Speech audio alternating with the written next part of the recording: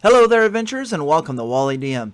Today we're going to take a look at a martial archetype for the fighter class that can be found in Xanathar's Lost Notes to everything else. Now, this is not an official 5th edition rulebook as of the time of this video, but it was created by some of the DM's Guild Adepts, so there's some very high profile names on the creation of this book. So with your DM's permission, if you'd like to play a character that activates ancient runes to get magical effects, then you might be interested in playing a Runeguard fighter.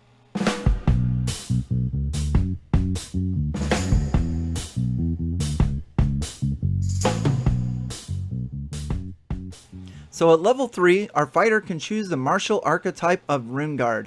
And what a Runeguard fighter does is they study ancient scripts and magical writing, and they use this knowledge to infuse their weapons, their armor, or their body or their person with magical runes.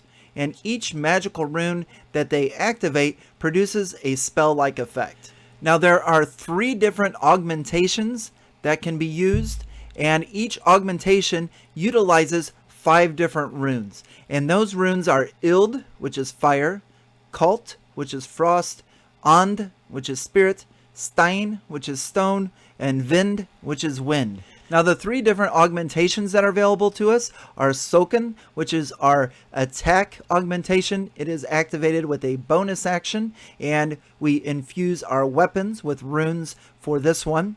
Then there is Vard, and Vard is our defense, and it is activated using a reaction, and those runes are infused into our shield and our armor. The final one is Hager, and Hager is a standard action, and this is used to enhance our other abilities. So we infuse these magical runes on our body or our person. So there are 15 total runic augmentations, because we have the 3 runic augmentations of Soken, Vard, and Hager, and then each one utilizes the 5 runes. But before we get to those 15 different possibilities that we have to choose from, let's talk about activating our augmentations. So once again, the 3 augmentations, Soken is activated with a bonus action, Vard with a reaction, and Hager with a standard action. Now these do require concentration to keep them active, and they last a number of rounds equal to our proficiency bonus plus our constitution modifier. So at level 3, if we have a constitution of 16, we will add 2 plus the constitution modifier of 3, that's 5. So our active runes will last for 5 rounds. So this is kind of cool, because this makes the Runeguard fighter one of the very few that actually use constitution as its main ability. So in addition to figuring out how long our runes last using our constitution modifier, also if there is one of our activations that require a target to make a saving throw to resist the effects, that is also constitution based. So our runic save DC is 8 plus our proficiency bonus, which at level 3 is 2, so 8 plus 2 is 10. And then if we still have our constitution of 16, that's plus 3. So we would have a runic DC of 13. So when we activate our runic augmentation, we say the augmentation name and then the rune name. So if we had Soken Ild, we would shout out as our bonus action as we go into an attack, Soken Ild, and run in, and the rune will activate and empower us. Let's take a quick look at the 15 runic augmentations that are available to us. For our attack augmentations, and again, we get to choose 3 out of this entire 15 to infuse onto our weapons, armor, or our person. So the attack augmentations, which are Soken, we have Ild, and Ild kind of combusts a creature, catching them on fire, where they're going to take 1d4 fire damage on their next turn, and they get to make saving throws or medicine checks to try to put out the fire. We have Cult, and Cult makes it if we hit a creature that they're not able to take reactions until their next turn. So if we have the Soken Cult runic augmentation available, and we keep hitting someone and we need to run away, or one of our friends need to run away or get out of that, they would not be able to take an attack of opportunity. So that's kind of cool. We have the Soken And, and that causes necrotic damage, 1d4, and we gain hit points back equal to what we cause in necro damage. We have Stein, and Stein will knock a creature prone.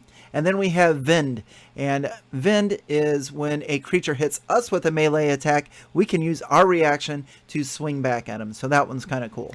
Our defensive augmentations we have to choose from are Vard Ild, and the Ild rune, if we're hit by a melee attack, then the attacker is going to take damage equal to our proficiency bonus. If we have Cult activated and are hit by a melee attack, then the damage we attack is reduced by an amount equal to our proficiency bonus. If we have And activated, we get a bonus on saving throws made to resist being frightened. And if we have Stein activated, we have advantage on our saving throws made to resist being moved against our will.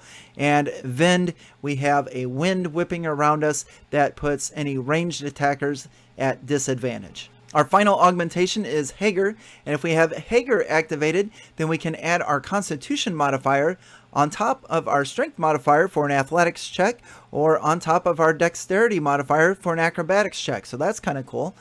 Then we have the Hager Cult combination, which allows us to ignore difficult terrain, or we could walk safely across still or gently moving water. So that's kind of neat.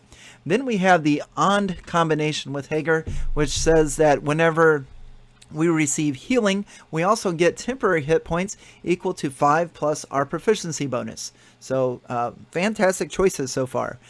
Hager Stein, we get an advantage on death saving throws and constitution saving throws made to maintain concentration. And then finally, Hager Vind, our movement speed increases by number of feet equal to 5 times our constitution modifier. So if we have a base speed of 30 feet and we have a +3 constitution modifier, then as long as the Hager Vind rune is activated, then our speed will be 45 feet.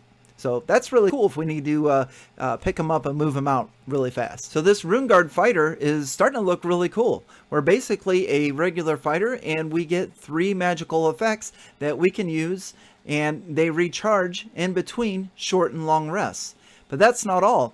Once we hit 7th level, we get to add 2 more runic combinations, so we have 5 different abilities to choose from. At 10th level, we get to add 2 more, so then we have 7 to choose from.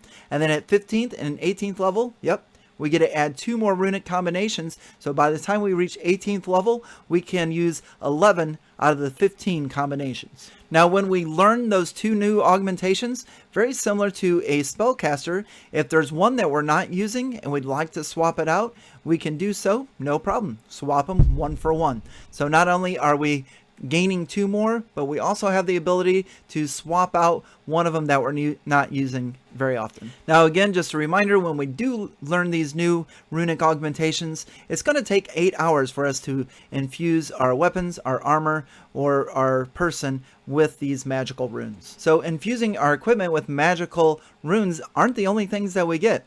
Also at 3rd level, we get what's called Rune Script, and that gives us proficiency in the Arcana and the Religion skills.